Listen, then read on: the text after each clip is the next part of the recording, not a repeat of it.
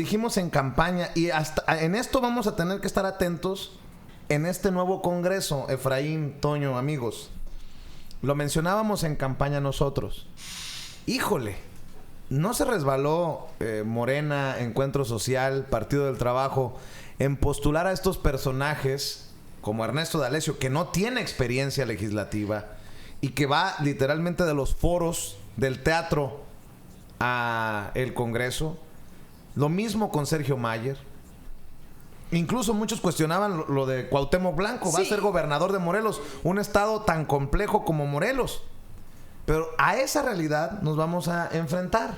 A esa realidad tenemos que entrarle nosotros, los periodistas, también con pinzas.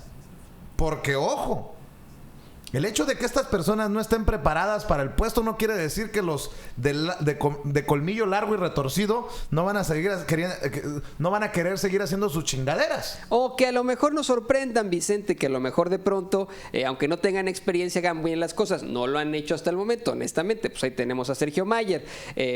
O algunos sí, como Ernesto D'Alessio, ¿no? Que les digo, parece un político. Pero ya de ahí, al compararlos, por ejemplo, con un Álvarez Maínez que maneja el caso, que lo expone como si fuera abogado de película gringa, ¿no? Que casi pone las pruebas en la mesa y dice, la defensa descansa, su señoría. O sea, va a ser difícil, ¿no? Comparar a un Sergio Mayer con un Álvarez Maínez. Recuérdenme, por favor, hay que investigar. Por ejemplo, ¿van a mantener su curul los Romero de Champs?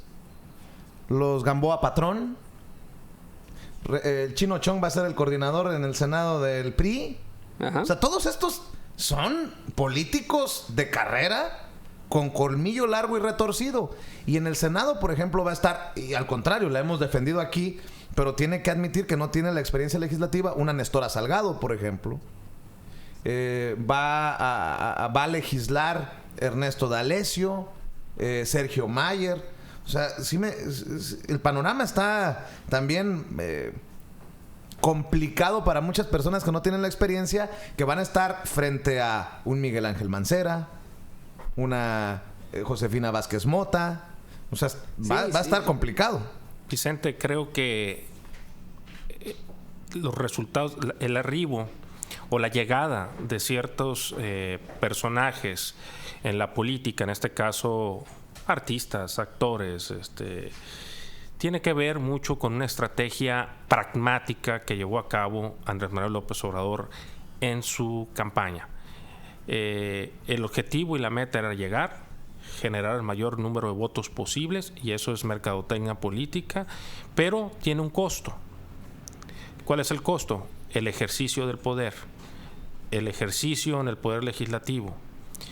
Tú lo acabas de decir, hay muchos perfiles que fueron electos dentro de la coalición Morena, PT y Encuentro Social, que no tienen conocimiento, no tienen experiencia, incluso no tienen conocimiento y experiencia, y eso va a ser una gran debilidad en gobiernos municipales, en la Cámara de Diputados, en congresos locales, en el Senado de la República, frente a los que tienen mucha capacidad y experiencia y trayectoria de muchos años.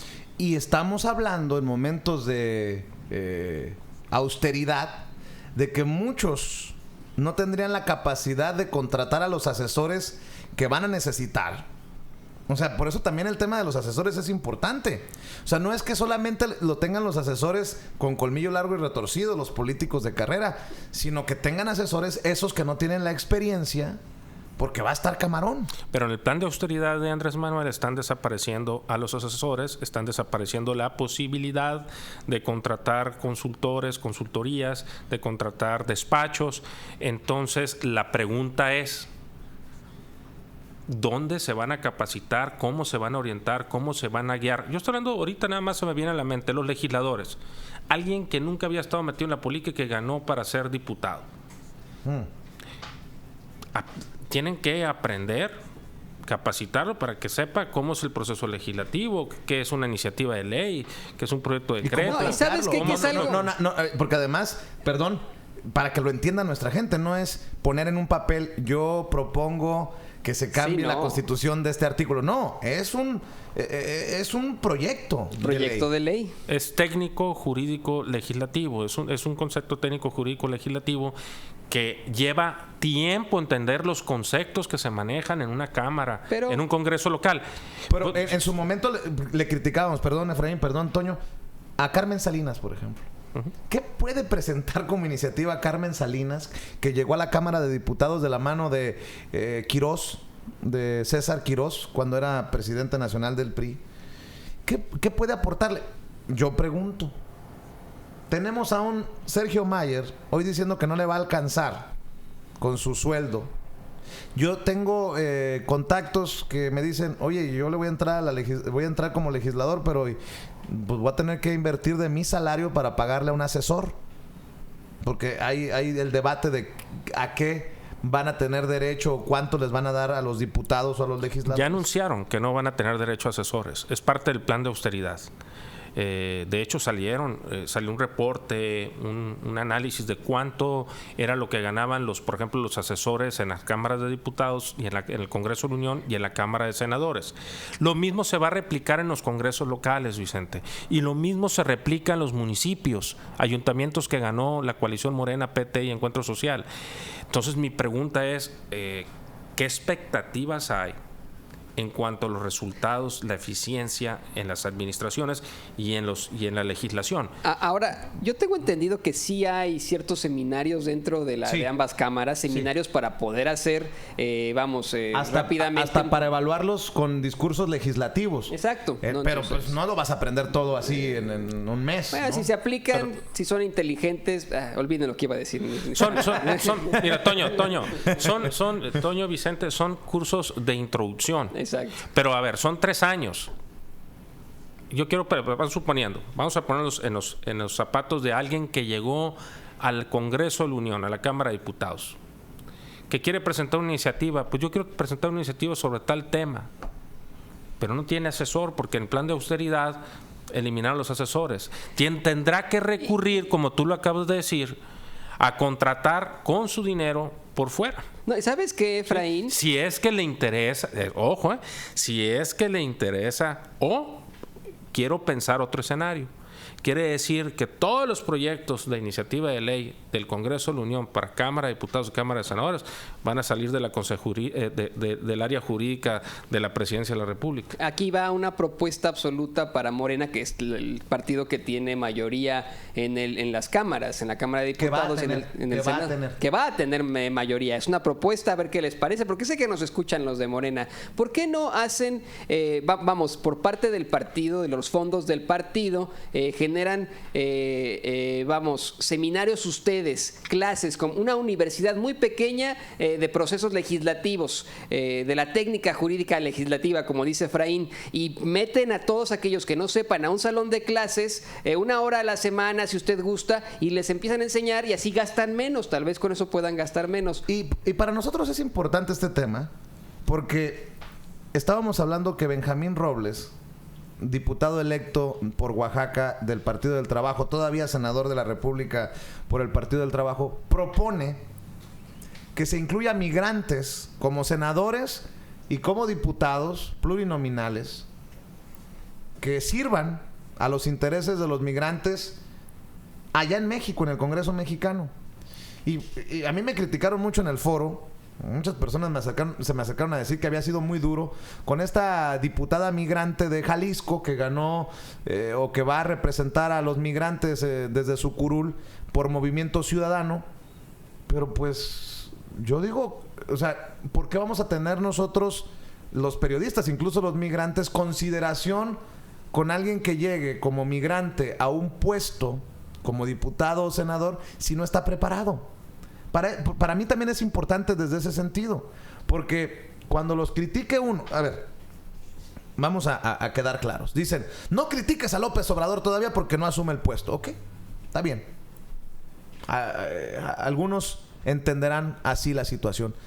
¿En qué momento vamos a empezar a criticar, a exigir resultados de senadores y diputados en la nueva legislatura que empieza en unos días? ¿En qué momento les vamos a empezar a exigir resultados cuando muchos no tienen idea del quehacer legislativo. No, Eso bueno, está cabrón, porque al final vamos... en México no es el presidente el que levanta la mano y se va a hacer esto y esto y esto. Es en el legislativo, en el poder legislativo, en el Congreso, en donde se discuten las leyes del país. Vamos a ser muy honestos. Sus manos cuentan como voto. Esa es la realidad, ¿no? O sea, no todos presentarán proyectos de ley, no todos legislarán, pero serán votos de algunos, ¿no? Ahora, ¿cuándo podemos exigirles? Desde este momento. Es necesario que desde este momento nosotros les exijamos que sepan, que se informen, que contraten por su parte asesores o que dentro de su partido hagan sus propios seminarios para que entiendan el proceso legislativo y nos respondan a los mexicanos, porque los mexicanos fuimos los que los elegimos y así se llama. Por eso es una democracia.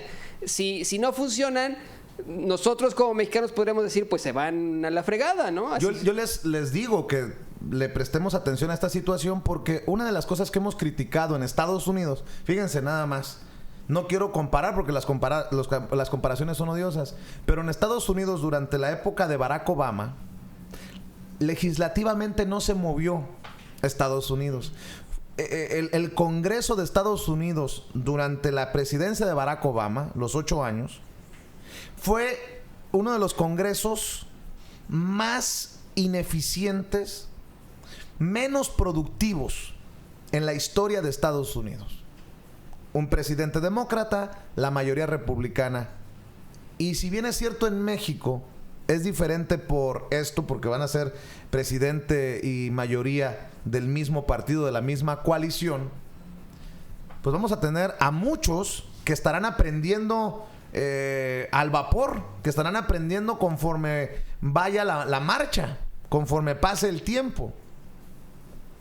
Lo peor que le puede pasar a México es tener un legislativo que esté atorado por eso, y tendremos a muchos legisladores que llegan por primera vez a una curul en el Congreso, sin asesores.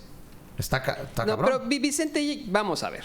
O sea, llega un presidente con las mayorías, que esa es la realidad, ¿no?